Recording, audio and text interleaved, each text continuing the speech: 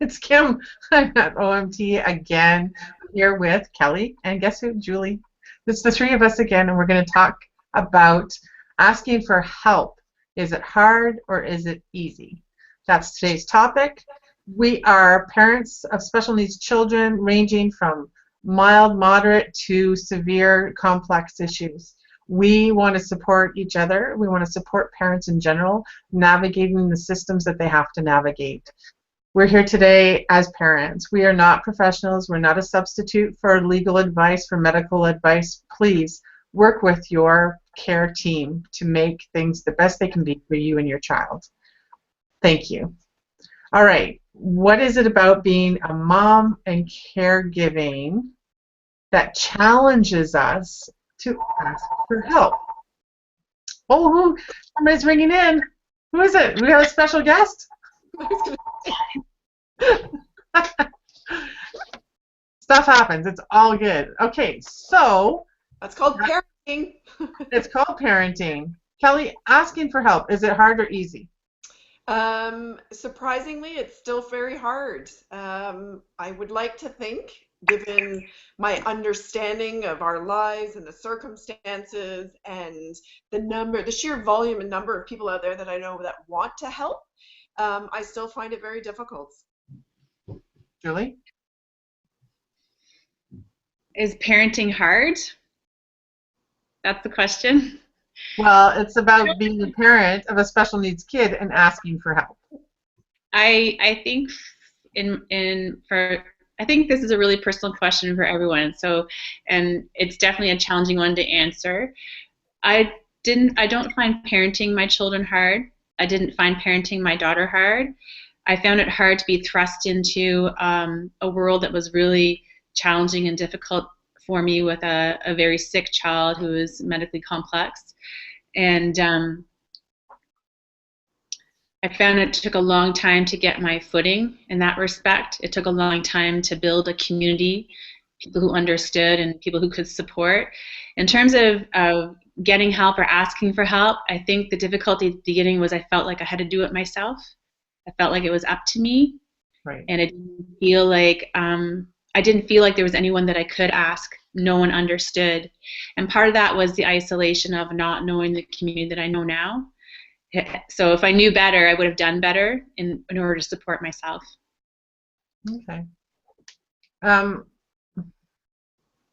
What do you think the signs and symptoms are for a parent who's a caregiver of a special needs child? What are the signs of that sensation of drowning, of maybe needing help, being overwhelmed, struggling? What do people need to look out for?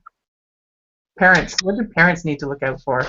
I think you need to watch for those feelings of being overwhelmed. I think you need to watch out for losing weight or gaining weight, losing sleep or sleeping too much.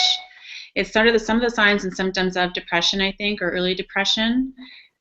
Feeling isolated, feeling disconnected, not being able to keep up with any type of social life, losing interest in activities or not being able to participate in activities that you used to be able to do.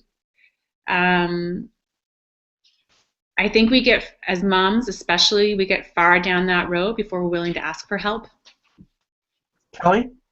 I think for me, it's when the tears come quick or the anger comes quick and the way out does not come quick. The idea of what I should do next or what I need or the inability to make a decision even for myself. And like Julie said, when you stop doing the things that bring you joy or that bring you happiness or that bring you relief, that's a pretty good sign that you're needing some extra help.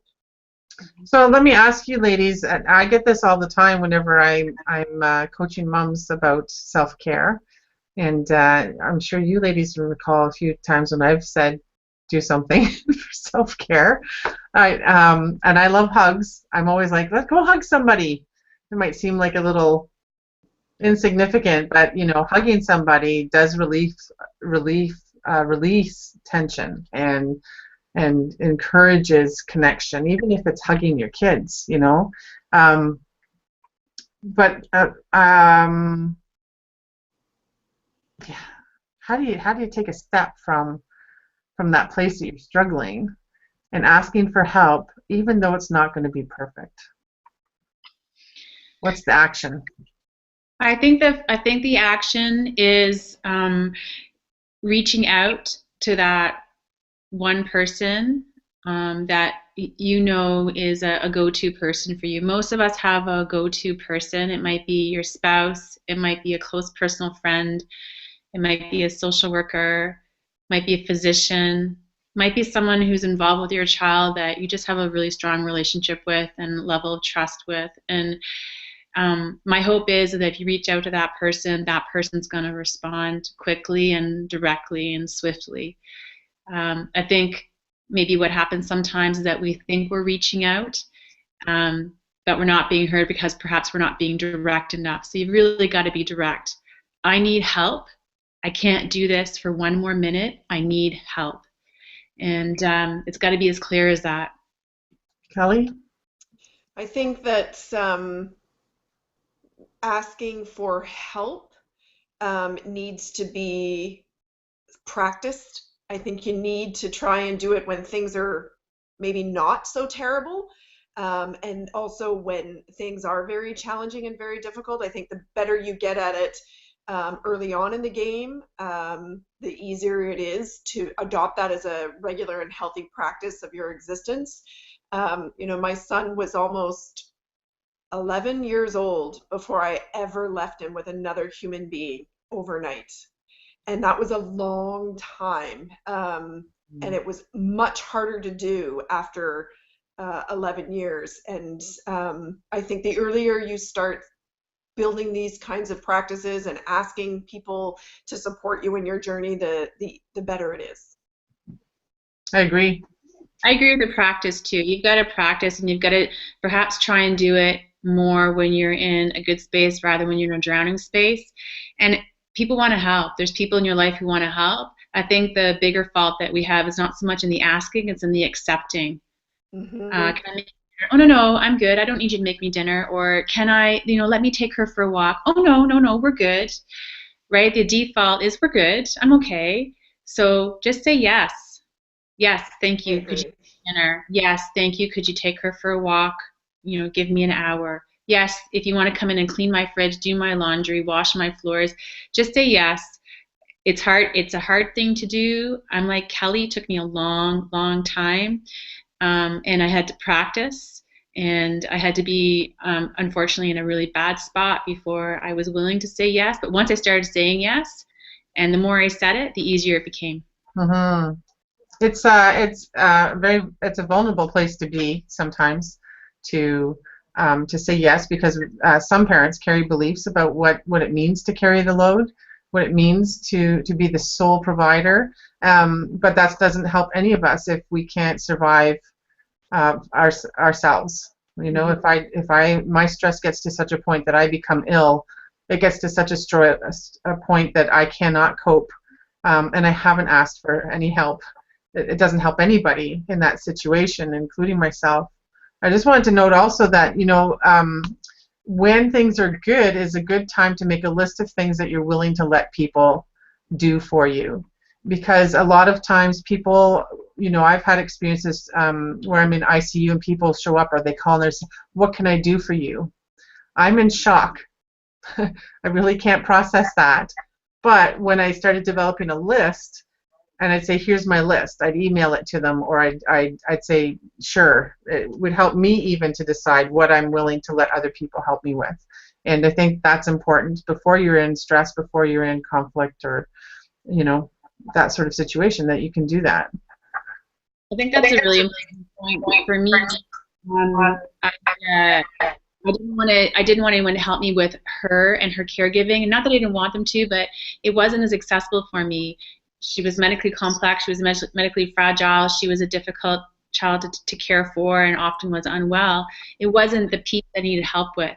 So had I made a list, had I been more attentive to what are the things people can help me with, then I think I would have been able to ask for help easier. So yeah, I really pick up on that point, Kim. Kelly, any last words? One of my favorite things that I have to remind myself about all the time is that I'm often looking for ways to support friends and, you know, members of my community. And I'm not always sure what I can offer. So if somebody puts out there, I really feel like chicken dinner. And I remember, Kim, you put it out there. You were in the ICU and you said, I really want barbecue chicken.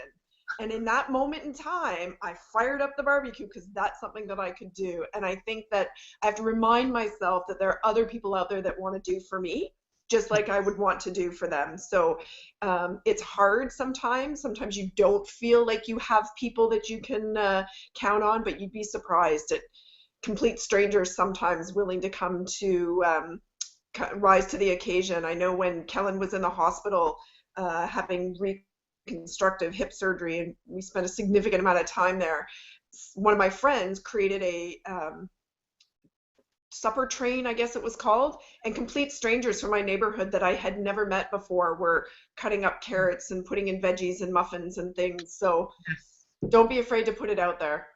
You have to ask. I guess bottom line. We'll wrap it up there. Ask. Make the list. Ask. Thank you both for being here today. I'm glad we could do this. Thank you. Thanks, Kim. Okay, see you soon.